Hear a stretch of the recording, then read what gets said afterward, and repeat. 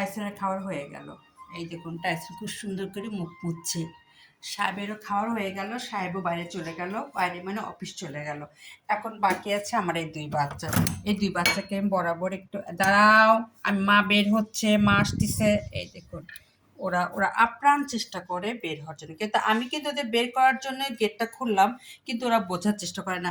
ব্যথা পাবা তো ময়না, চলো চলো খাবার দিব, এই যে আসো, হ্যাঁ আসো, এই চলে এসো, আসো, আসো, ঘর ময়লা করছো নাকি? হুম, আসো চলে এসো। তাই কি সুন্দর বসে বসে ওদের দেখছে না।